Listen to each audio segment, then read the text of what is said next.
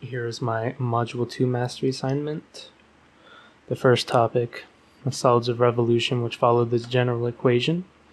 Pi times the integral over the interval AB of big R minus AX squared minus small r minus AX squared dx. This is where the big R is the largest equation over the interval AB, and the small r is the smaller equation over that interval, and AX is the axis being rotated around. If the two equations cross the axis, they will need to be split at the point of intersection, and then both sides need to have the absolute value taken of it. And if the axis is vertical, meaning that it's in x equals form, then your equations will also need to be in x equals form. This first problem, it's a calculator active problem. You need to find the area bound by y equals natural log of x and y equals x minus 2. That area is rotated around the line x equals 2. So first thing I'm going to do is we're going to graph the equations. The green line is x minus 2. The blue curved line is the natural log of x, and the orange line here is the axis we are rotating around. So we can see it does cross the axis, so we will need to split it into two. Also, we need to convert our two equations. Our first one, the natural log of x, using exponential and logarithmic rules, converts to x equals e to the y. And the other equation, x minus 2, you add 2 on both sides and we get x equals y plus 2.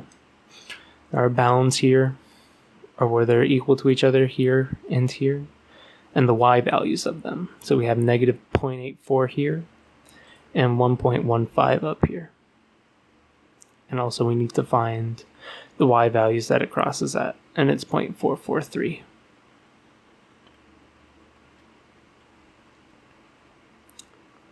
So we'll do the first area here from negative 1.8 to 0.443. Again, we plug in big R, which is e to the y, which we saw was above, minus our axis squared, minus our smaller equation minus the axis squared. Plug that into the calculator, we get pi times 2.63. On the other side, we do the other area. Now this is the one that needs to be taken the absolute value of, because I believe if you plug it in like that, it'll give you a negative number. And we can't have a negative volume. Again, big R, e to the y, small r, y plus 2, and then our axis as well. And we get pi times 0.278. Add them together, we get pi times 2.9. And our final answer after multiplying is approximately 9.142. Next topic is rates and accumulation. These are problems that describe how a function is changing, as well as the sum of those changes. And here we use a fundamental theorem of calculus. So the integral of an antiderivative just gives you essentially the original function. And if you want to find the value at the original function, you take the value at 0 and then you add the integral of the derivative from 0 to x. This problem came from the 2000 Calc AB exam. Water is pumped into a tank at a constant rate of 8 gallons per minute. Water also leaks out of that tank at the square root of t plus 1 gallons per minute. Over the interval 0 to 120 minutes,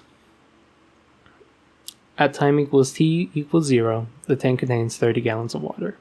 And it asks 4 questions. How many gallons leak out of the tank from 0 to 3 minutes? How many gallons of water are in the tank at t equals 3 minutes?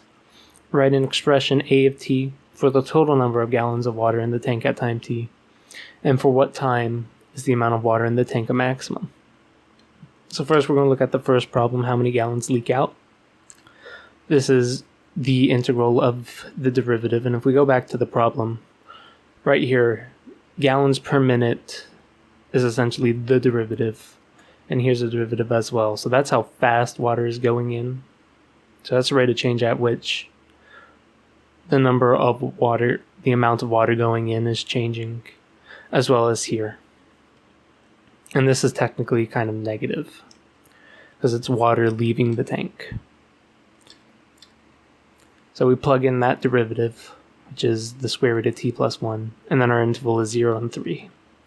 So taking the antiderivative of it, we plug in our 3 and then the 0 to get 16 thirds minus 2 thirds, and then our final answer of 14 thirds. That's how many gallons of water leak out in 3 minutes. Next question, how many gallons of water are in the tank at time equals 3? We use this formula, where we then plug in 3, our starting value, which was 30, and then the integral of essentially the sum of our rates of changes, remembering that the water leaving the tank is a negative number. Now, integrating from the last problem, we answered what the integral of the square root of t plus 1 was over 0 to 3, so we can just plug that in. So now we're just finding the value after taking the antiderivative of 8. From 0 to 3, we get 30 plus 24 plus 14 thirds, which is 148 thirds. The final answer. Problem 2, write in expression a of t for time t. This is very similar to the last problem, except we're not going to put in a definite value, so we're just going to leave it at t. Again, plugging in our starting value, the antiderivative of the amount of water going in, and subtracting the integral of the amount leaving the tank. Then the last problem, at what time t is the water in the tank a maximum?